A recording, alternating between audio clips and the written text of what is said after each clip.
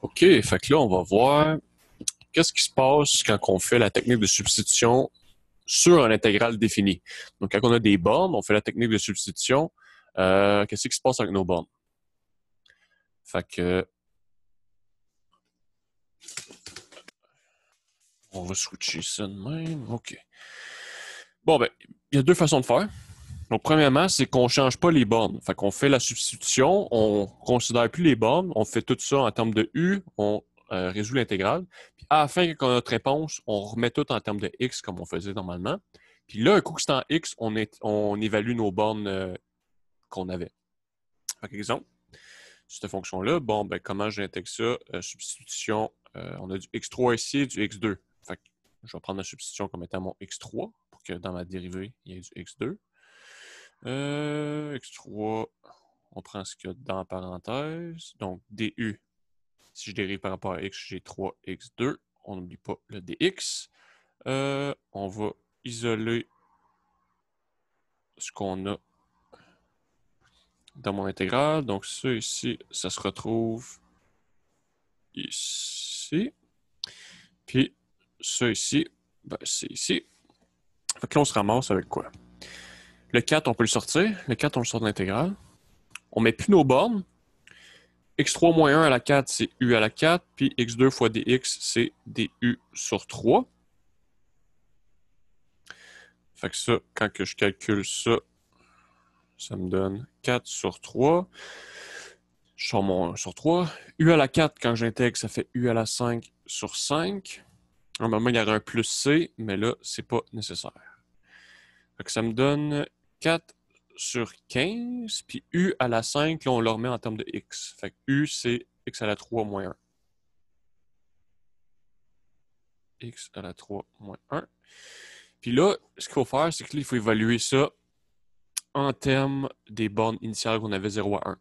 Fait qu'on on peut tout évaluer en termes de 0 à 1 ou on peut laisser la constante à l'extérieur puis multiplier après. Les deux, c'est équivalent.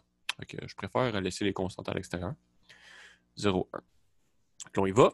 Qu'est-ce que ça veut dire, cette notation-là? Ça veut dire qu'on remplace premièrement x par la borne en haut. Donc, 1 à la 3 moins 1. Après ça, on fait moins. Puis on remplace x par la borne en bas. Donc 0 à la 3 moins 1. 1 moins 1, ça fait 0. Donc on se ramasse avec 0. Moins 0. Donc moins 1. Donc on se ramasse avec plus 1. Donc finalement, c'est 4 15e fois 1. Donc 4 sur 15. Comme ça ici. C'est ma réponse. Donc ça, c'était la méthode 1 on ne remplace pas les bornes. Donc on fait la substitution comme normalement, on ramasse avec la réponse en termes de U, on la fait, on ramasse avec la réponse en termes de X à la fin. Puis là, à la fin, on remplace avec les bornes qu'on avait au début. Ça, c'est une façon de faire. Deuxième façon de la faire, c'est si on change directement. On change changement de variable et on évalue. Il y a eu un bug ça. Donc, on change les bornes avec le changement de variable et on évalue directement. OK. Donc là, comment on fait ça? Bon, on va prendre la même substitution. C'est le même intégral que tantôt. On devrait arriver à la même réponse. On prend la même substitution parce que ça marchait bien. Donc 3x2 du. On se ramasse avec du sur 3, c'est x2 du. Là, ça va bien. On peut tout remplacer comme tantôt. Sauf que là, on va aussi faire une substitution pour nos bornes. On va aussi changer nos bornes. OK? Comment qu'on fait ça? Ben là, on avait notre borne en haut. Notre borne en haut, c'était x égale à 1. Donc, ça va devenir quoi? U, on va le mettre en termes de U maintenant. Donc, U, c'est x à la 3 moins 1. Donc, U, ça va être 1 à la 3 moins 1. Donc, on remplace le x dans l'expression de U par la valeur de la borne. Donc, ça fait 1 moins 1, ça fait 0. Ça, c'est la première borne. Puis, la deuxième borne, c'est celle d'en bas, c'est x égale 0. Donc, on va dans l'expression pour U. On remplace le x par la borne, 0. Puis, on laisse le reste pareil. Ça nous donne 0 moins 1, donc moins 1. Donc, on se ramasse finalement avec des nouvelles bornes. Donc, ça va être le 4, on le sort comme tantôt. L'intégrale, là, les nouvelles bornes, c'est de, au lieu d'être de 0 à 1, c'est de moins 1 à 0. Moins 1 à 0. X3 moins 1 à la 4, c'est U à la 4. Puis X2 fois DX, ça devient DU sur 3. Donc là, c'est comme tantôt, 4 sur 3. Puis l'intégrale de U à la 4, c'est U à la 5 sur 5. Puis là, on évalue de moins 1 à 0. Avant de faire ça, je vais juste sortir les constantes. Donc, c'est U à la 5 évalué de moins 1 à 0. Donc là, on peut directement évaluer en termes de U. On n'a plus à remettre en termes de X, puis après ça, évaluer avec les bornes initiales. On a changé nos bornes, on les a converties en termes de U. Qu'est-ce que ça voulait dire? Intégrer de 0 à 1 en termes de X, ça veut dire intégrer de moins 1 à 0 en termes du U avec la substitution qu'on a faite. Fait que...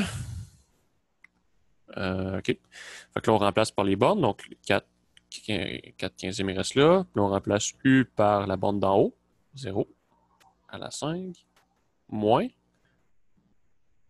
On remplace U par la borne d'en bas. Donc, moins 1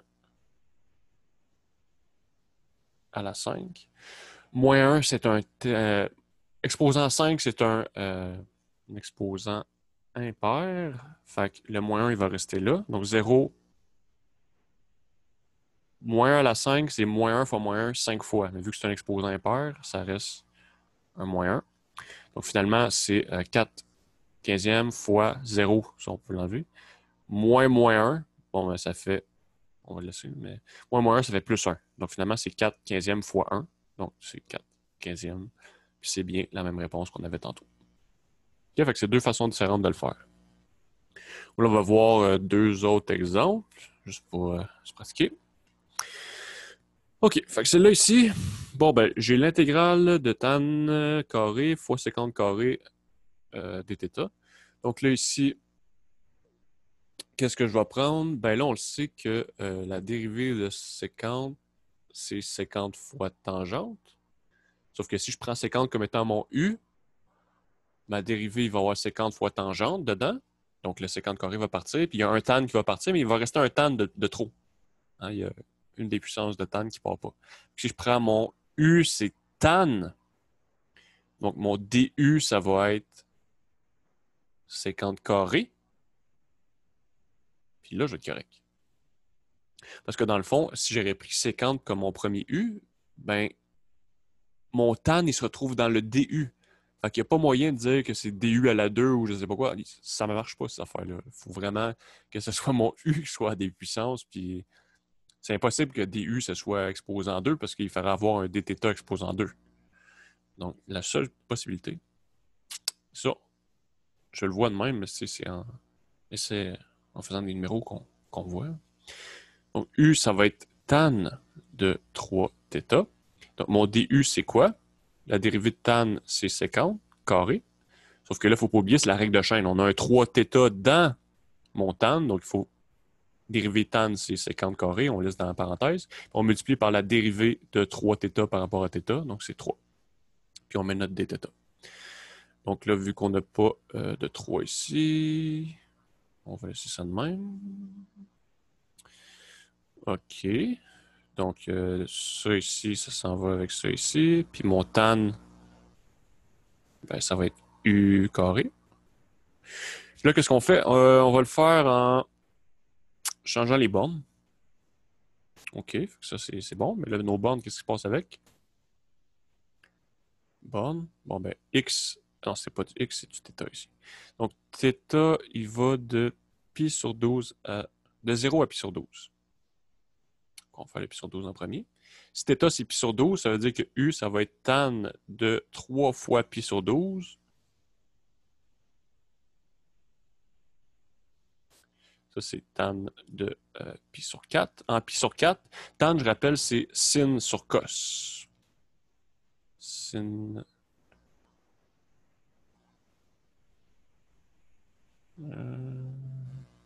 Écrit ici.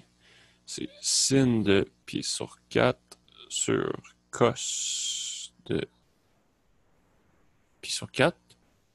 Mais en pi sur 4, cos et sin, ils valent les deux racines de 2 sur 2. Donc c'est racine de 2 sur 2 sur racine de 2 sur 2. Donc ça me donne 1. C'est la même chose, c'est la même chose. Ça donne que sin et cos, ils valent la même chose à ce point.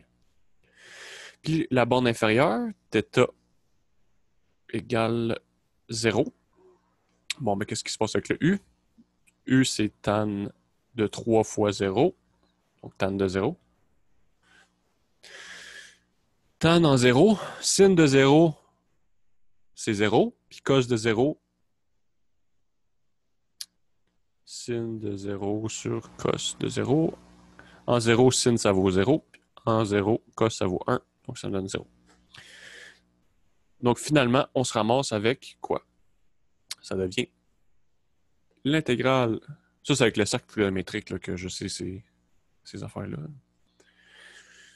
Donc, l'intégrale de 0 à 1 de u carré fois du.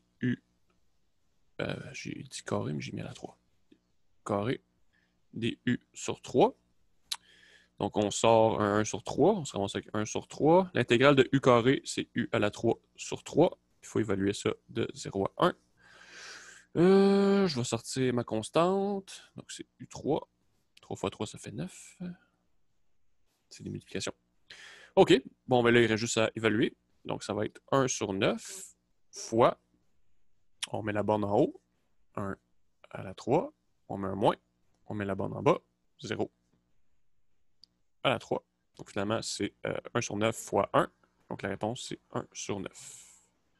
On aurait pu faire la même chose. Ça peut être un bon exercice. Justement, en ne pas changer les bornes. En faisant la méthode 1, on ne change pas les bornes. On fait tout en termes de U. Après ça, on reconvertit en θ. Puis, on remarque qu'est-ce que ça donne. Fait que là, des fois, il y a des problèmes que ça peut être plus simple de faire une méthode ou l'autre. Dans celle-là, ici, c'est pas mal plus simple de directement remplacer. Là. Parce que des fois, ça peut donner des bornes bizarres qu'on remplace avec notre U. Good. Un dernier petit exemple, celle-là ici. Donc, on va le faire avec la méthode 1. Donc, on ne va pas remplacer nos bornes. On va juste faire une substitution. Bon, ça ne fit pas dans la table d'intégration. Toujours la première question qu'il faut se poser. Si on fait une petite substitution, vu que j'ai du x à la 1 ici, en bas, bon, mais quand je vais dériver, il n'y aura plus de x. Fait que ça va bien s'en aller. Fait que u égale 3 plus 5x. Donc, ça veut dire que la dérivée de ça, c'est 5 dx. On n'a pas de 5 dans mon intégrale ici. Fait qu'on l'isole. Donc, le dx est ici. Puis, ça ici, il est ici.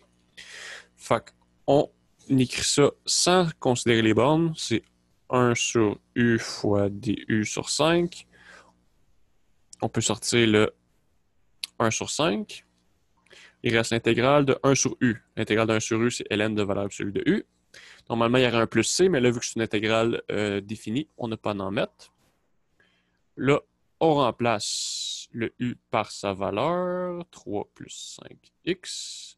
Puis là, on évalue. On aurait pu prendre aussi le 1 sur 5 de notre évaluation, mais ce n'est pas nécessaire. Donc, c'est plus simple de laisser les constantes à l'extérieur. Ça ici. OK, fait que là, on remplace. Bon, ben, c'est quoi? ln de, là, il faut prendre 3 plus 5 fois, il faut remplacer par la borne en haut, 4. Moins ln de 3 plus 5 fois, on remplace la borne en bas, 2. Donc finalement, valeur absolue, vu que ln c'est positif après 1, donc ln en 1 ça vaut 0, puis après ça, quand on est plus grand que 1, c'est positif. Puis entre 0 et 1, c'est négatif. Fait que les valeurs absolues ici, ça n'a rien. Valeur absolue, ça donne tout le temps la partie positive. En fait, ce que j'ai dit, c'est n'importe quoi. Juste parce que ce qu'on a dans la parenthèse ici, c'est positif, qu'on enlève les valeurs absolues. Ce que j'ai dit par rapport au ln avant, ça n'avait pas rapport. Fait que, vu que c'est positif, parce que c'est 5 fois 4, 20, plus 3, 23, on peut enlever les valeurs absolues. Puis, 5 fois 2, 10, plus 3, 13. 13, c'est positif, fait que les valeurs absolues, on peut les enlever. Donc ça serait une réponse correcte. Sinon, on peut combiner avec les propriétés des ln, dire que c'est 1 sur 5 ln de 23 sur 13. Donc les deux réponses auraient été correctes. Good.